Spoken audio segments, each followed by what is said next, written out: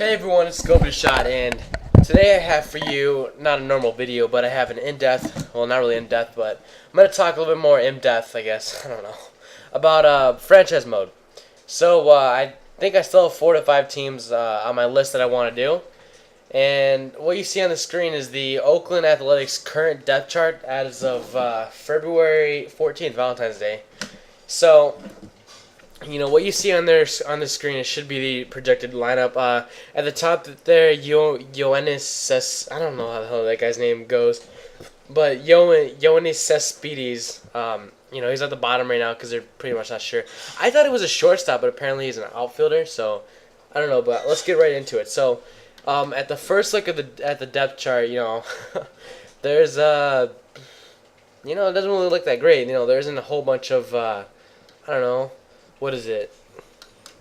Premier players, you don't really know many of these people on there. I mean, who knows? I mean, maybe you guys do know a few of them, but majority of the team you don't really know about. So, first off, for this franchise, for the franchise for this team, how I would approach this franchise is that I would definitely try to do it in a Moneyball style.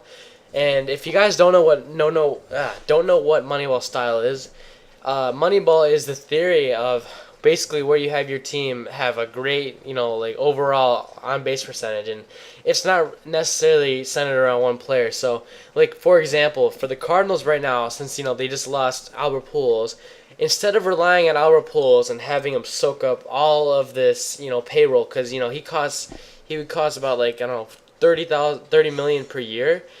With $30 million, you can buy in Moneyball theory, you can buy maybe 5 players with $30 million. So.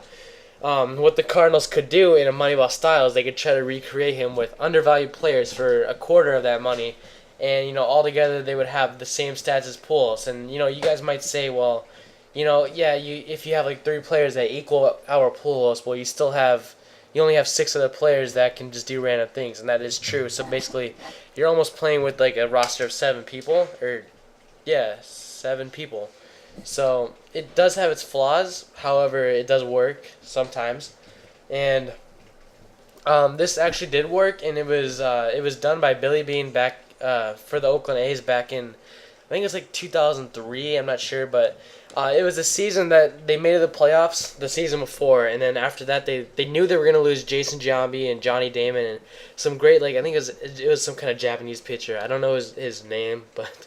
They lost them, and what they did is they used this style or this theory to recreate Jason Giambi, and it worked, and they got him to the playoffs, and they lost in the first round. But yeah, you guys should go watch the movie. It's a great movie. So yes, like I said, there isn't a whole bunch of household names on the Royals, other than Cespedes. But from what I feel right now is that Josh Reddick over on right field, he'll start along with Cespedes, and who's the other guy in here? Totally forgot his name. Oh well. There's Johnny Gomes. That's his name. I think that he'll be starting as well, and then I'll probably put Seth Smith as DH. Looking at the infield, it looks very below average. Cliff Pennington, I thought he was better than what he did last year, but he's an average hitter, along with Scott Sizemore and Weeks and Derek Barton. Kurt Suzuki is still behind the plate, and he's getting pretty old, and he's had a great career, I guess, well, solid career at least. The pitching looks about average. I I remember in MLB 11, the show, they made their pitching so great, it was retarded, and they just completely obliterated their division. But I don't think that they'll be like this year. They kind of overhauled their whole rotation. I always seem to overvalue Dallas Braden just because of his perfect game 2 years ago. He's honestly not that great of a pitcher, but I still act like he sort of is. And Brett Anderson, he's been a good pitcher as well, but they lost a few people this year. They lost Cahill. They lost Cahill. They lost Gio Gonzalez. That's who I remember, and they lost some outfielder. I forgot his name. The bullpen, to me, honestly looks above average. A lot of these pitchers that I've seen before, a lot of them are ex-closers. So hopefully they'll do well for me. There's a few of them there's one that used to pitch for the Angels after Frankie Rodriguez left. So yeah, that's it for the roster.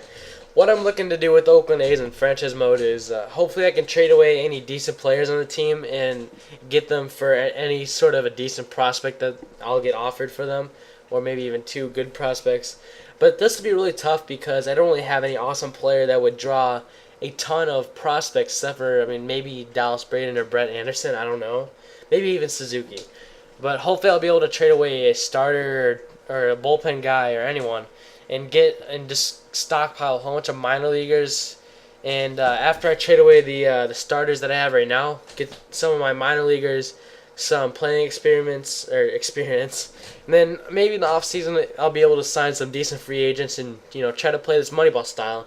Not like I'm going to be trying to recreate anyone on my roster, but try to recreate a good player that I could hopefully do. So, and the way Moneyball usually works is that you want to have a really good on base percentage. On base percentage is the best stat in baseball.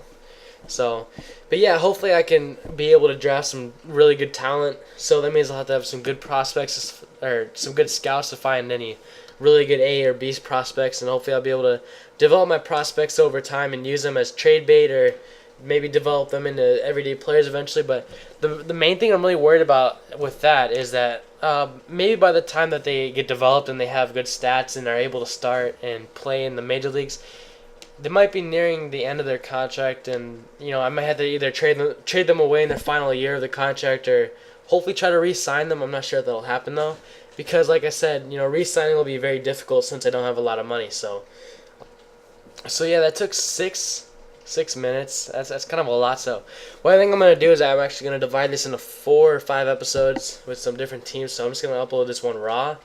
I'll do my next overview of the next team here in a couple minutes. So yeah, I'm gonna render this video out, and then I will have the next one I'll be doing the next one while I upload this one. So thank you guys for watching, and make sure you guys check out the other ones that I'll be uploading very shortly. So yeah, thanks.